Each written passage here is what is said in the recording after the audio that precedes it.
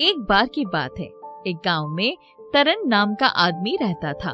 वो लोगों के जानवर चराने का काम किया करता था। उसकी पत्नी तारा घर के ही बाहर एक छोटा सा ढाबा चलाया करती थी। एक दिन तारा अपने ढाबे पर थी और तरन सेठ की बकरियां चरा रहा था। जब शाम हुई तो वो घर की तरफ वापस चलने लगा।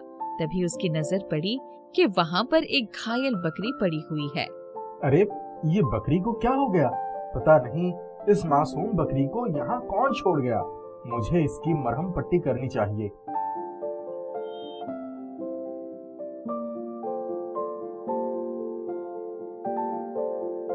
तुम घबराना मत, मैं तुम्हें अपने साथ ले चलूंगा। और देखो मेरे साथ कितनी सारी बकरियां हैं, तुम इनसे दोस्ती कर लेना। तरन उस बकरी के लिए और जड़ी बूटी तोड़ता है और सबको लेकर गांव की तरफ चल पड़ता है। फिर जब वो सेठ के घर पहुंचता है तो उस बकरी को देखकर कहता है, ये मेरी इस बकरी के चोट कैसे लगी? सरकार, ये आपकी बकरी नहीं है, ये मुझे जंगल में मिली थी। पता नहीं बेचारी को चोट कैसे लग गई। जंगल में मिल गई तो तू इसे यहाँ उठा ले आया मेरी बकरियों के साथ? हाँ, क्योंकि जंगल में इसको जंगली जानवर खा लेते, तो कृपया आप इसे रख लीजिए। चल ठीक है, छोड़ जा इसे। तरन खुश था कि उसने एक बकरी की जान बचाई है। वो सेठ के घर से निकलकर थोड़ा ही आगे बढ़ा था कि उसे याद आया कि बकरी के घाव पर लगाने वाली जड़ी बूटी तो उसी के पास रह गई। तो तरन वो देने वापस जाता है।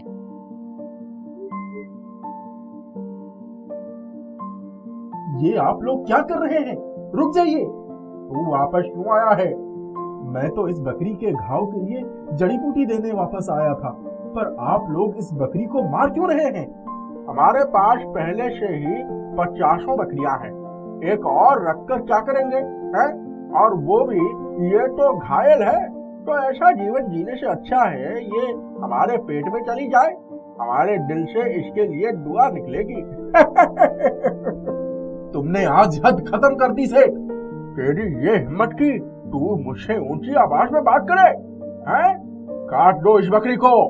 सेठ के आदमी उस बकरी को काटने ही वाले होते हैं, पर तरन उन लोगों से लड़ने लगता है। वो लोग तरन को बहुत मारते हैं, पर वो बकरी को गले से लगा लेता है और उसे नहीं छोड़ता।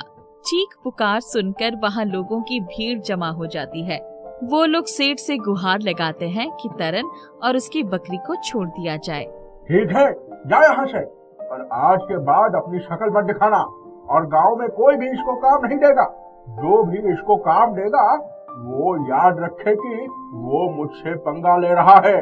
तरन बकरी के साथ घर पहुंचता है और तारा को पूरी बात बताता है। तो वो कहती है, आपको एक बकरी के लिए ये सब करने की जरूरत नहीं थी, पर अब कर दिया तो कर दिया। कल से आप मेरे साथ मेरे ढाबे पर काम करिएगा। मैं जानवर चराता हूँ और अपनी आंखों के सामने एक जानवर को कट जाने दूं, ऐसा मुझसे नहीं हो पाएगा। और हाँ, कल से मैं तुम्हारे साथ ही काम करूँगा। पर जब अगली सुबह वो लोग देखते हैं तो उनका ढाबा टूटा हुआ होता है। हे भगवान, सेठ ने तो हद खत्म कर दी। लगता है अब ये हमें इस गांव में रहने ही नहीं देगा। तुमने मेरी जान बचाई थी तरन, और मेरे लिए मार भी खाई। अब जब तुम्हें जरूरत है तो मैं तुम्हारी मदद करूंगी। बकरी को बोलता सुनकर तरन और तारा हैरान हो जाते हैं और उसे देखते रह जाते हैं।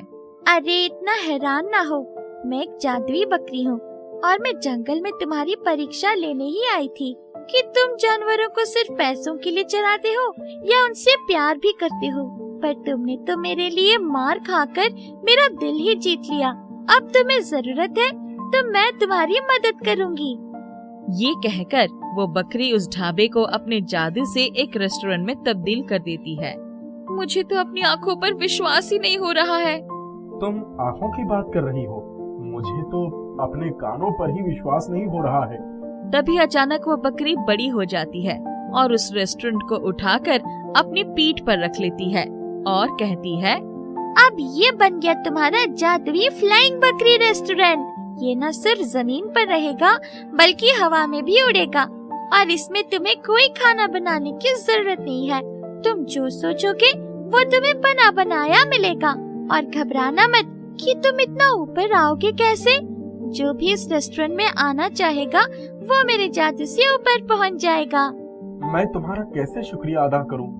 तुम्हें शुक्रिया अदा करने की कोई जरूरत नहीं है, क्योंकि तुम इसके हकदार हो। उस दिन के बाद से तरन और तारा उस जादुई फ्लाइंग बकरी रेस्टोरेंट को चलाने लगते हैं। पूरा गांव उस रेस्टोरेंट को देखकर हैरान था। सब उसमें आते हैं और खाने का मजा लेते हैं। उस रेस्टोरेंट में आने वाले सभी लोगों का हर दुख दर्द दूर हो जाता था। तरन भाई, ऐसा रेस्टोरेंट तो किसी बड़े बड़े शहर में भी नहीं होगा। हाँ, सही कहा। यह रेस्टोरेंट तो जादुई है। इसके लिए हमें कहीं जाना नहीं पड़ता। ये हमारे घर के पास आ जाता है और फिर पूरे गांव का चक्कर लगाकर वापस हमें हमारे घर तक छोड़ देता है।